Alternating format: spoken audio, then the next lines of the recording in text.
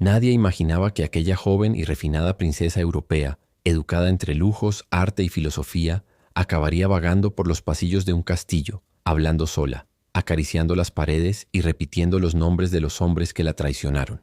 La historia de Carlota de México no es solo la de una emperatriz caída, es la de una mujer que lo entregó todo por amor, por ambición y por un imperio, y que a cambio recibió el olvido, la locura y el exilio eterno. Carlota Amelia Augusta Victoria Clementina Leopoldina nació en 1840 como hija del rey Leopoldo I de Bélgica y la princesa Luisa María de Francia. Desde pequeña su vida estuvo marcada por la tragedia. Su madre murió cuando ella apenas tenía 10 años y su padre, aunque poderoso, era distante. Carlota creció entre palacios y jardines, rodeada de institutrices, libros y protocolo, pero también de una profunda necesidad de afecto y validación. Era inteligente, ambiciosa, disciplinada. Aprendió idiomas, historia, filosofía y creció convencida de que había nacido para gobernar. A los 17 años se casó con el archiduque Maximiliano de Habsburgo, hermano del emperador Francisco José de Austria. Carlota encontró en él lo que creía ser un alma afín, un joven idealista, culto, amante del arte y de las ideas liberales. Se establecieron en el castillo de Miramar, una joya arquitectónica junto al mar Adriático. Allí vivieron sus primeros años de matrimonio entre lujo, cartas románticas y proyectos grandiosos para el futuro. Pero el sueño duró poco. Carlota, que había idealizado a Maximiliano, pronto descubrió su lado débil, indeciso, emocionalmente inestable. A menudo era ella quien tomaba las decisiones importantes y mantenía firme la imagen del matrimonio. En 1863 llegó la propuesta que cambiaría su destino. Napoleón III de Francia, con el respaldo de la aristocracia conservadora mexicana y otros monarcas europeos, ofrecía a Maximiliano el trono de México. Europa quería establecer un imperio civilizado en América, con un monarca europeo al frente. Maximiliano dudó, pero Carlota lo vio claro desde el inicio. Aquella corona era su gran oportunidad. Sería emperatriz de una nación lejana, sí, pero también exótica, inmensa, rica. Ella no quería una vida de segunda dama en Viena. Quería reinar. Así, en 1864, Carlota y Maximiliano partieron hacia México con toda la pompa imperial. Llegaron a Veracruz, luego a la Ciudad de México, y se instalaron en el castillo de Chapultepec, que transformaron con estilo europeo. Desde allí, Carlota desplegó una energía política y simbólica impresionante. Recorría conventos, inauguraba hospitales, hablaba con la gente en las calles, entregaba limosnas, promovía la educación. Estaba convencida de que podía ganarse el corazón del pueblo mexicano, incluso si buena parte de él los rechazaba como impostores. Pero la realidad era muy distinta a la de sus fantasías imperiales. México estaba en guerra. Benito Juárez, presidente legítimo de la República, resistía con fuerza desde el norte. Muchos mexicanos veían a Carlota y Maximiliano como instrumentos de los intereses europeos. Mientras tanto, los problemas crecían. Las finanzas del imperio eran frágiles. Los liberales conspiraban constantemente y la situación militar era cada vez más inestable. A pesar de todo, Carlota resistía. Se convirtió en el verdadero sostén del imperio. Mientras Maximiliano se hundía en dudas, se dejaba influenciar por malos consejeros y se encerraba en su mundo melancólico. Ella organizaba el gobierno, firmaba decretos, mantenía relaciones diplomáticas y buscaba alianzas. Su fe en el proyecto imperial era total, hasta que Europa le dio la espalda.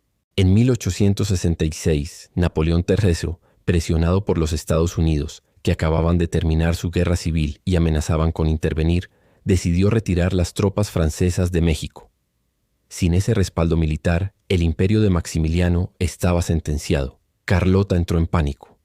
Su mundo se tambaleaba y comprendió que nadie más lucharía por ellos.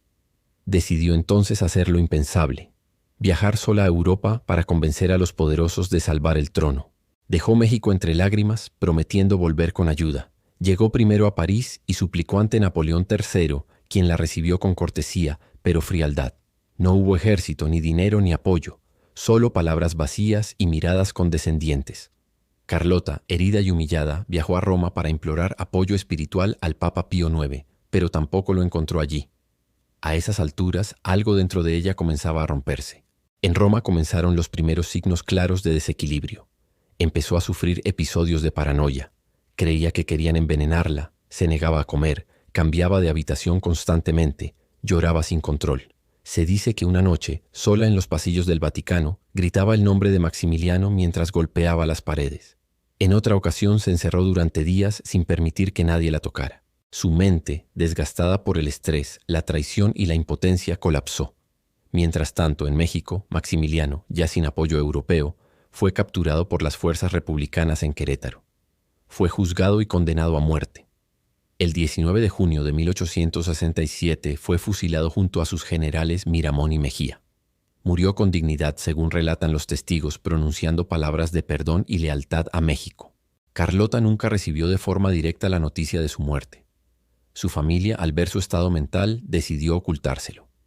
El imperio mexicano se había desmoronado, y la emperatriz vivía, sin saberlo, en un limbo de sufrimiento. Carlota no volvió jamás a México. Pasó el resto de su vida en Europa, primero en castillos custodiados, luego en una residencia aislada en Bélgica, siempre bajo supervisión. Su diagnóstico no tenía nombre claro: melancolía, locura, delirio crónico. En realidad fue una mezcla de trauma, soledad y una sensibilidad rota. Hablaba sola, repetía conversaciones pasadas, escribía cartas que nunca enviaba. Caminaba por los jardines como si aún fuera emperatriz, daba órdenes a sirvientes invisibles y hablaba en voz alta con un Maximiliano que ya no existía. En la historia oficial la enterraron en vida. Se convirtió en un secreto incómodo de las monarquías europeas. Vivió más de 60 años después de la caída de su imperio, aislada del mundo, como un fantasma noble que se negaba a desaparecer. Y sin embargo su figura sobrevivió, envuelta en misterio, en poemas, en cartas escondidas, en los rincones olvidados de la historia mexicana. Pero ¿qué pasó realmente con Carlota durante esos largos años de encierro? ¿Qué pensaba mientras caminaba sola por los pasillos, vestida aún con ropajes imperiales? ¿Fue víctima de su ambición o de los hombres que la usaron y luego la abandonaron?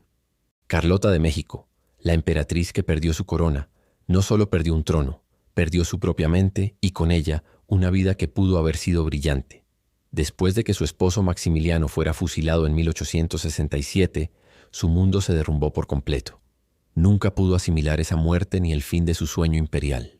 La noticia le fue ocultada por su familia y allegados con la intención de protegerla, pero en realidad la mantuvieron prisionera de un dolor invisible y eterno. Durante décadas, Carlota vivió recluida en un palacio en Bélgica, custodiada por sirvientes y médicos que la observaban con una mezcla de tristeza y desconcierto. Su comportamiento era errático y desconcertante. Pasaba horas enteras recorriendo los pasillos, murmurando palabras incomprensibles o repitiendo nombres, como si intentara comunicarse con fantasmas de su pasado.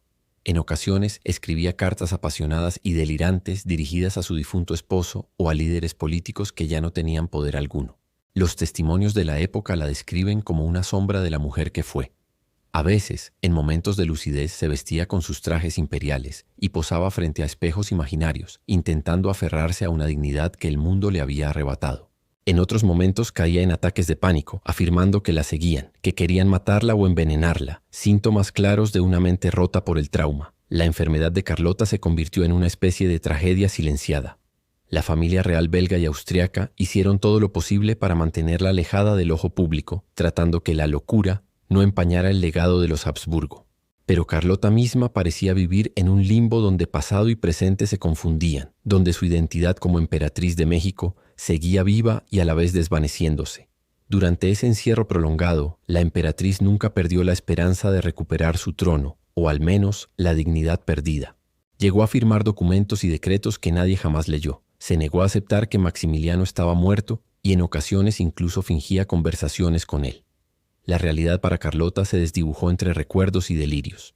Mientras Europa avanzaba hacia la modernidad y México reconstruía su república bajo Benito Juárez y luego Porfirio Díaz, Carlota permanecía congelada en el tiempo, atrapada en su propio infierno mental.